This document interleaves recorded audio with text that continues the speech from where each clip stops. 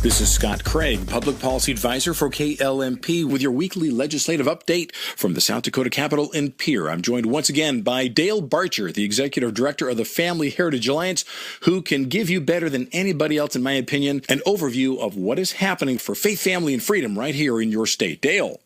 Hello, Scott. Well, we are in day 19 of a 39-day session for the South Dakota's 90th legislative session. I want to begin by thanking you, Scott, for attending this year's annual Family Heritage Alliance Actions South Dakota Ministry Leaders Capital Summit last Thursday, February 5. Some 110 leaders were registered, and for many of those, this was their first trip to their capital, the People's House.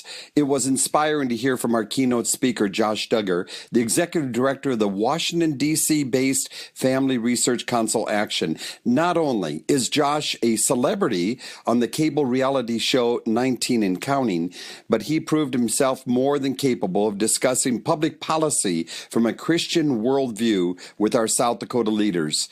Friends, 160 leaders, including a host of our elected officials, joined us for lunch that day, where it was our honor to present now some 50 leaders their own personal copy of the Founders Bible. This work by David Barton of the Wall Builders is a book containing the Bible, of course, and a compilation of American historical documents.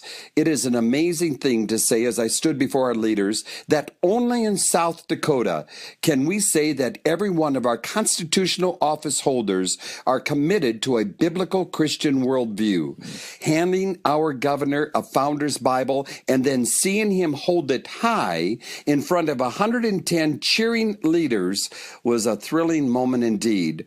We concluded our time at the Capitol in the singing of that majestic prayer in the rotunda, God Bless America. Now we look forward to next year's Capitol Summit. So the question begs, why is the FHA Action spending time, energy, and resources here at the Capitol for the 39 days? Well, I think I'll let the late, great Chuck Colson answer that, who said, and I quote, "The question is not whether we legislate morality, but whose morality we legislate." We are here, folks, to help our legislators and to hold their feet to the fire when it comes to the issues of faith, family, and freedom. So turning our attention to the legislature, I want to encourage those listening to follow our bills that the FHA Action are either supporting or opposing by going to FHAaction.org and click on Legislative Radar. Here are some of the bills that we're supporting. House Bill 1155, a bill that would require that adequate information be given to a pregnant mother if she receives the news from her doctor that her baby will most likely be Down syndrome. House Bill 1195 that declares void the transgender policy of the South Dakota High School Activities Association. The reasons for voiding this transgender policy are numerous. Well, this bill just passed yesterday off the House floor and now is on its way to the Senate. House Bill 1220 will most likely come before the House State Affairs Committee next week. We call it the Freedom of Conscience Protection Act. This is a simple but profound bill which simply provides a fair and simple standard for courts to impartially consider a claim that government action has infringed on a matter of conscience. Some refer to this bill as the Hobby Lobby bill, and many of your listeners, Scott, will remember a short time ago how the Supreme Court upheld the Hobby Lobby's conscience protection. This bill will be primed by you, Representative Craig, in the House. So, folks, stay tuned as we'll need your listeners' support in the passage of House Bill 1220. Well, here's some bills that we're opposing. House Bill 1221, an act that revises our state's no-fault divorce statute.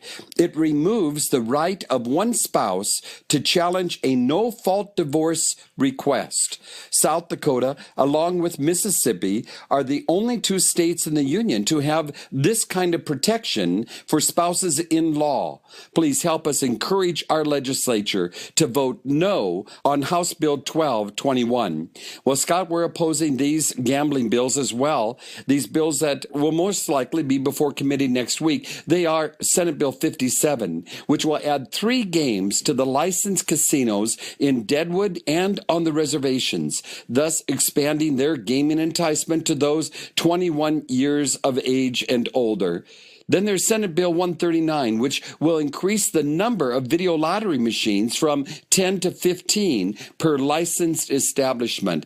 And lastly, House Bill 1123, which will allow alcohol to be served 24/7 at casinos in Deadwood and on the reservation. This bill effectively does away with South Dakota's sobering up hours in these locations between 2 and 7 a.m., when currently all South Dakota alcohol establishments must stop selling alcohol. Please help us oppose House Bill 1123. Once again, I want to encourage you to follow us by going to FHAaction.org and click on Legislative Radar. Thank you, Scott. Thank you so much, Dale, again for an outstanding report from the South Dakota Capitol in Pierre. And friends, be sure to join us right here next Wednesday morning for your next legislative update from the South Dakota Capitol in Pierre. For KLMP, this is Scott Craig, Public Policy Advisor.